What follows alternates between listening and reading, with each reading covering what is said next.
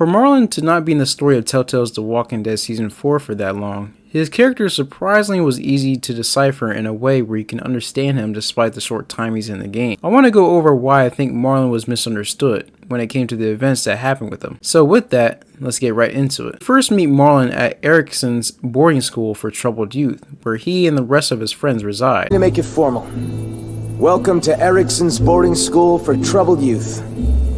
You and your boy, feels like you both fit that description. Clementine and AJ ending up being there after crashing their vehicle from trying to get supplies at a nearby train station. Marlon introduces himself as well as his friend Tennessee, and further goes on to explain how there are no adults around and that he's in charge of taking care of everyone despite being a kid himself. Who's in charge? Well, I am.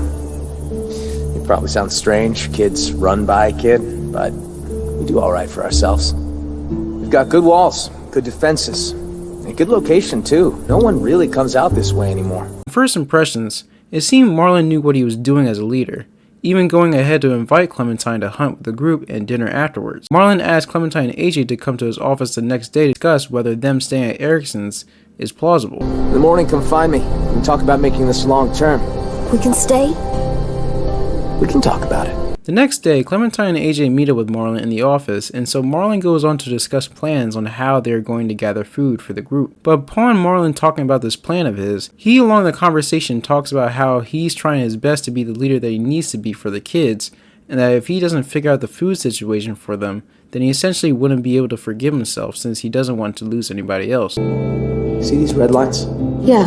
So everything inside is the safe zone. It's been getting smaller over the years, and food's become more scarce.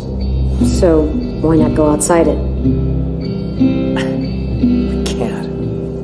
Whenever someone goes outside the safe zone, bad shit happens. People die or disappear. I just... I could really use the help, Clementine. Taking care of these kids, it's not easy. I'm worried that if I don't figure something out, if I don't fix our food situation, I can't lose anyone else. We've already lost so much. Friends, siblings, I can't let another kid die. It could break us. I get it. I know how it feels to lose a friend. Yeah? Well, multiply that by 30 and you'll know how I feel. What? Ha. Shit. Sorry. I'm sorry, I didn't mean to come off like a dick. Everyone's counting on me to step up. Be the leader they need me to be. I really want to be that for them. You and AJ are 2 more mouths to feed. But maybe you can help me feed the rest.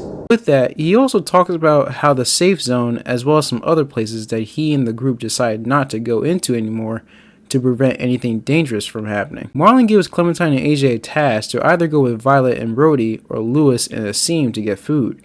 Unfortunately, despite what choice you decide, the group collectively find out that what they have to bring back to the school isn't enough for everyone, and so Clementine forges a plan to this train station they were at since her and AJ found food that was there before getting rigged. The group does just that and gathers the rest of the food while along the way coming across a stranger that had the same idea. They all rush back to the school, and upon celebrating their achievement on getting more food, Brody questions and gets very paranoid since the train station that they went to get food from is outside of the safe zone. He soon gets even more furious, even towards Marlon, saying how if anything were to happen to them, whether it be the man they encountered or anything for that matter, then she's holding Clementine responsible. Train station, that's outside the safe zone. We'd have even more, but we ran into the creep that fucked up our rabbit traps. Creep? What creep? Clem saw him smoking those nasty-ass Bible cigarettes. He had weird, different colored eyes.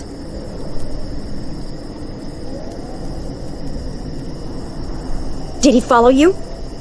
No, I let him have some food and then we lost track of him in a swarm of walkers. You just let him take our food? What the fuck? Now he knows we're out here and he'll come back for more. What the hell were you thinking? This is fucked. How could you be so stupid? It was just one guy trying to eat. We all know what that's like. You don't know if he was lying. You don't know what people are capable of out there. Think again. I just can't. I won't. Just not again. Fuck! What the hell's going on here? She took them outside the safe zone. They saw someone. You know what that means! Enough!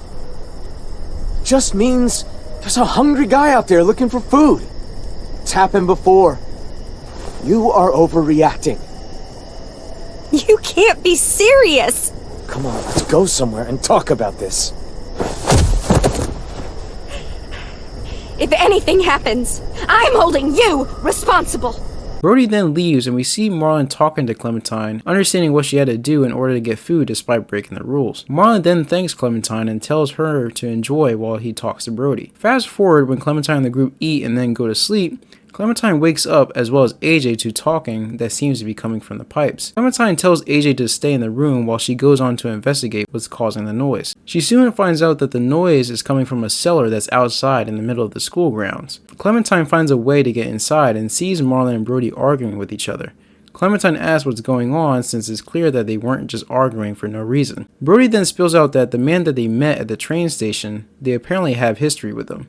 And the reason as to why they have history with them is that Marlon gave up 2 kids in the past in order to keep them as well as everyone safe. The 2 kids, who were 10 sisters, Brody says that Marlon gave them away to them as well as keep everything a secret because he was ashamed of what he did. The man you met at the station, we got history. Brody!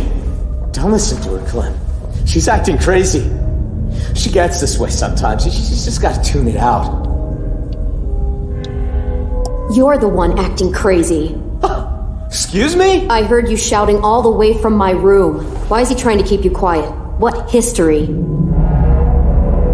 Marlon let him take the twins. Him and his people. Brody! 10 sisters.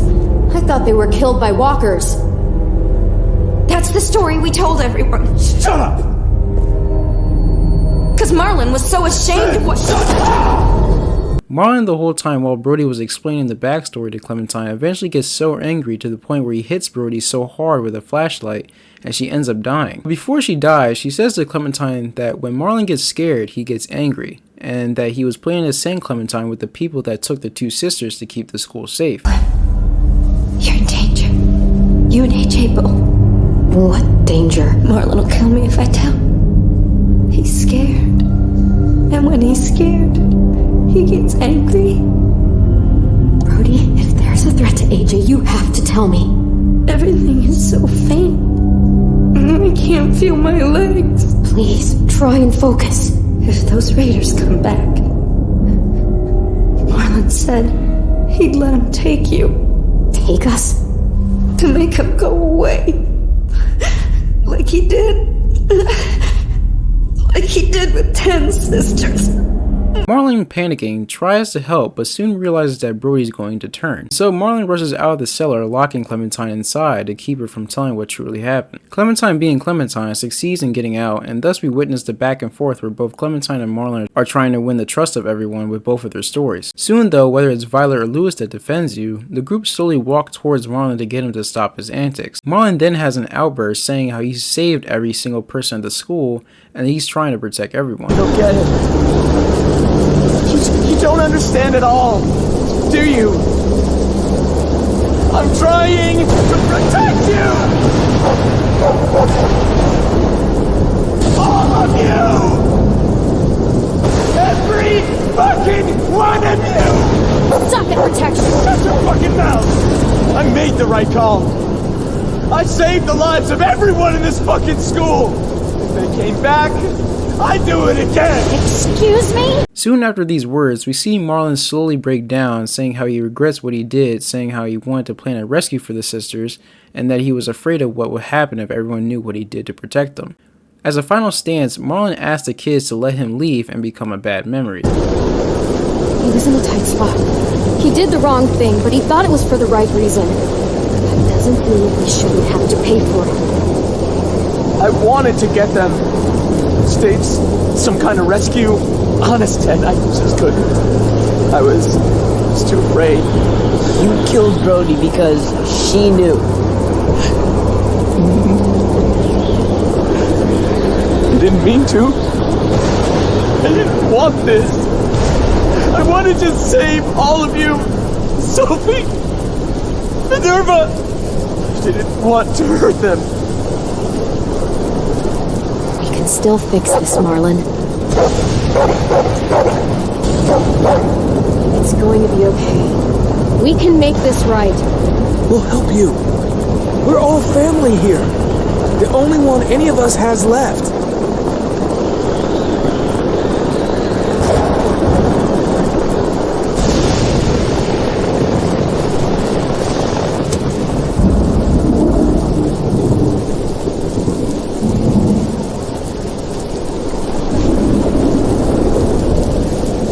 I know I betrayed you.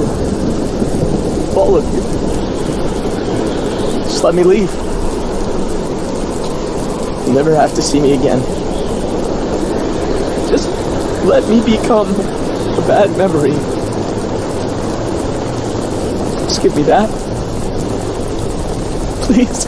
Before anyone could say anything, comes one of the biggest twists in the series where we see AJ shoot Marlon in the head, which we further get to understand his motives and reasoning behind later on. Which brings me to my point that I believe that Marlon didn't necessarily do anything wrong, but rather did what was expected from him to do. From the start, if you really pinpoint certain interactions with Marlon, it would make sense for him to ultimately make mistakes, feel as though he's guilty if he doesn't do certain things for the group, trying to be the best leader that he can, and overall try his best to become the protector that everyone needs. The problem is that he's been placed in that role unintentionally, since he's mentioned multiple times that when the adults left the kids behind, he was the one that got put in charge since everyone looked up to him. He bailed. All the other adults did. Left us behind to fend for ourselves. Wow, what a dick. Understatement of the century. Now it's just us kids left. And I'd like it if you and AJ were a part of that. Both of you are plenty capable, and we need that. What is this place? You can probably tell it used to be a school. Now it's whatever we want it to be. There is one thing that I feel is pretty crazy to think about Marlon's character. It's how similar he is to Lily in Season 1. Remember back in Season 1 where after the group experienced a nightmare that was the St. John Dairy and were trying to survive the same motor inn they were staying at? Notice how Lily was trying to make it to where everyone was safe and protected, but at times didn't actually know exactly how to. Back in that episode, she mentions to Lee that bringing new people is just more mouths to feed and more responsibility for her. She also said that she wasn't asked to lead the group. She only led because everyone was okay with her giving out the food rations. And since at the time the food was running low, now everyone hates her for it. What the hell? You can't just be bringing new people here. What are you thinking? Hey, you want to calm down for a fucking minute? No, I don't. I want to know why you thought bringing more mouths to feed was a good idea. He would have died if we left him. So what? We are not responsible for every struggling survivor we come across. We have to focus on our group. Right here, right now. You like to think you're the leader of this little group, but we can make our own goddamn decisions. This isn't your own personal dictatorship. Hey, I didn't ask to lead this group. Everyone was happy to have me distributing the food when there was enough to go around, but now that it's running out, suddenly I'm a goddamn Nazi.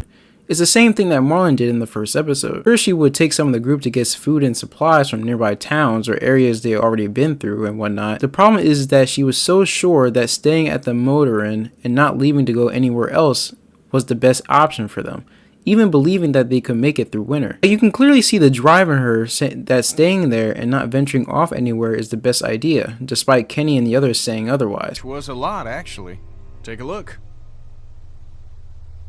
We're fine, by the way. Nice work. This'll keep us going. If we carry on like this, we'll get through the winter here. The winter? We'll freeze our asses off here. Because piling into an RV with you, after what you did to my dad, is so appealing. It's not going to be easier out on the road! How would you know? What I know? I know you're not above murder. I know somebody has been stealing our supplies. That's right, stealing! And I know the list of people I can trust here gets smaller every day! Now everybody get out! And like what Clementine and the gang did at the school to prepare for the raiders to invade by putting up defenses for the school, is the same suggestion that Kenny told Lily about the motor inn. Look at this place. It's a fortress. With a little work, we could make this place really hard to attack. You know I'll do what it takes to keep everyone safe. We're already safe. We have to go eventually, Lily. I know, Lee. I know. Eventually is different. At it again, are we? Can it, Carly? Don't boss people around. I'm sorry. Somebody needs to make executive decisions for the group, though. And I don't think you're capable anymore. What about the food situation? What about protection? What about when this place falls? Somebody's got to be thinking about this shit. We deal with shit as it comes, just like we always do. And when 15 bandits hop over that wall in the middle of the night? What then? You just gonna deal with that? And like Lily getting angry to the point where when everyone was voting out on the side of the road and Carly made a comment to her, she killed her because she couldn't handle the emotion inside of her, thus proclaiming that she was trying to protect everyone, which is very similar to what Marlon did. Crazy bitch. She couldn't be trusted, Lee. I swear. Please. You're not coming with us. I'll die out here. I don't care. You're a murderer, Lily. We can't have you with us. I'm a murderer? You've had Lee with you this whole time. I don't care what he did before. If we keep you with us, how long until you get me? I was trying to protect all of us. I don't have anything left. I'm trying to protect you! All of you! Every fucking one of you! Getting so angry to the point where he kills a member of his group, waving a gun around proclaiming that he's trying his best to take care of everyone, and eventually feeling remorseful of his actions. Now, it could be very possible that the reason why Lily didn't want to leave the motor inn was that she was afraid of another possibility like the St. John's or something that may come out to get them in the matter. I'm not sure, since the only thing that she mentions with not wanting to leave is that they wouldn't have that much supplies out on the road. If that is the case, it's just another way to compare it to Marlon and vice versa.